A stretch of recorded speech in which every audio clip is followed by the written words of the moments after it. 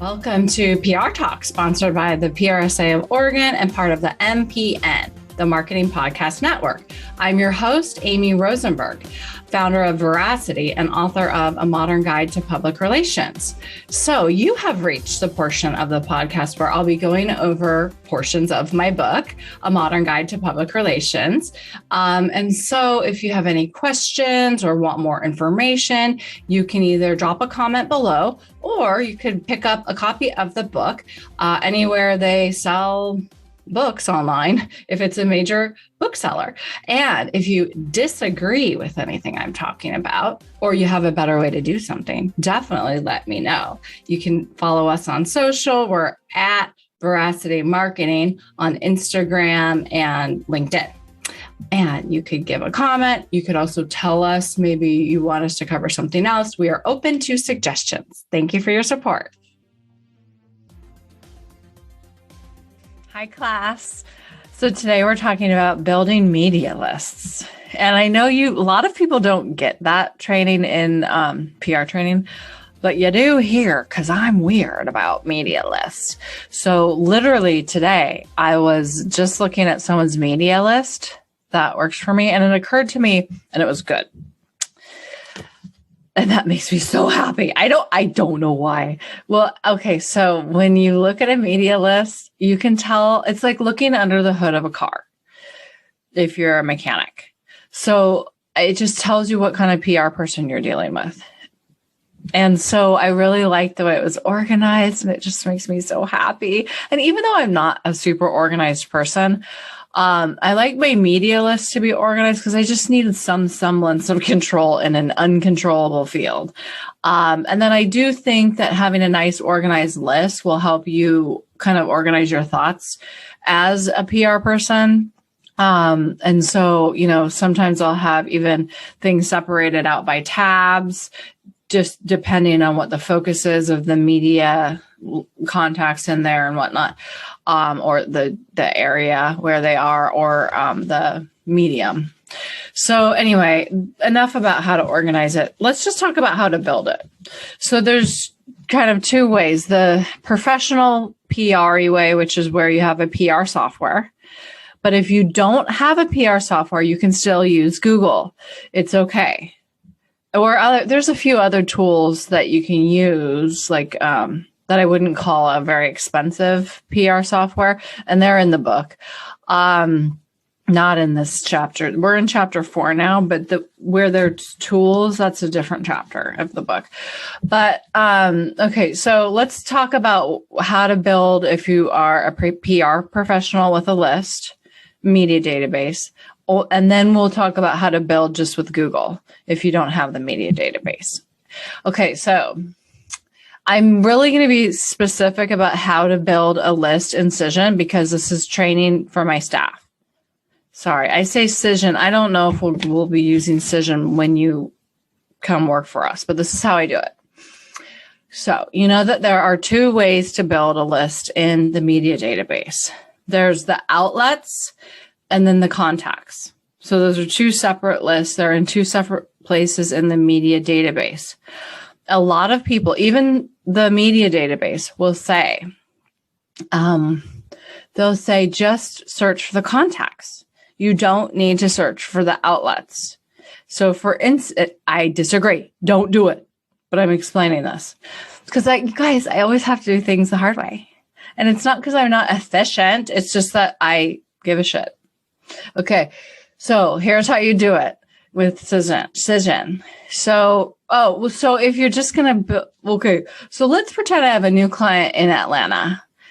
And so I'm just going to go and search for all the editors in Atlanta and call it good. And then there's my list. No, because guess what? Now they're not called editors. What if they're called something else? They're called a managing editor or a this or that or something funky, and editor's not even in the title. Then you've totally lost, you don't have your list. So no, you have to start over. You have to start with building the outlets first. So I'll find all the dailies in Atlanta. Okay. And I get a nice list going. I don't like too big of a list. I want it to be a targeted, nice list. Okay. So I'll get all the dailies and I'll make sure that they really are dailies or they really cover whatever I need. And then I literally will go in and click every outlet and then build a contact list off of the outlet's contacts. So let's say it's some Atlanta paper. Click on it, pull up all the contacts, and then you hopefully will only find like 1 to 3 contacts that will work. Highlight those 1 to 3, and then get a new workspace in Cision, and then that's your Atlanta contacts. So now you have 2 lists, outlets and contacts. And then later, your real list is going to be your contact list, right? Like I get that we work in that. And then your list will continue to evolve like a fine wine over time. Because lists are always wrong too, right? Okay, so let's talk about that. And that kind of relates to the general public that does not have a media list database. Don't worry, because they're always wrong anyway. But for us, for PR people, it gives us a starting point. And especially for the bigger publications like, let's say, Martha Stewart magazine, they don't list their roster online. So you kind of need like the database. And even if you get the print version of that magazine, they'll list like 12 people, but that's not, a lot of times I just need the phone numbers for the people who are actually like working there, not like Martha Stewart. And you'll get, if you have the media database, you'll have like a page or 2 of phone numbers, and you can literally just call those numbers and say like, who's your in charge of food and wine, or who's this, like, because it's going to be wrong incision, but hey, at least you have a phone number, like of a direct person that's answering the phone. It might be wrong, like the wrong person is listed, but at least you know you're calling inside the newsroom. You're not calling the receptionist at whatever media conglomerate is covering like the phones for 5 different magazines.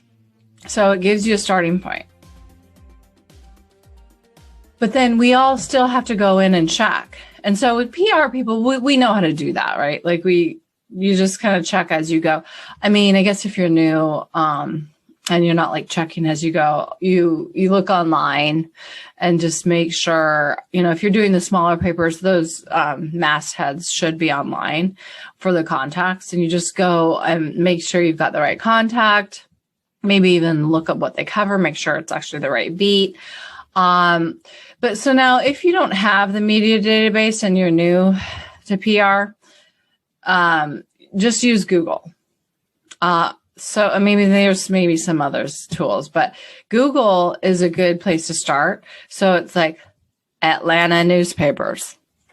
And then you pull up 5 newspapers, and then you'll have to go in and do your own research, but kind of like a PR person would have to anyway. You click on each newspaper and get into the back end of they're not going to advertise who like the editor is probably, but somewhere in the contact us section or the about us section, it should say.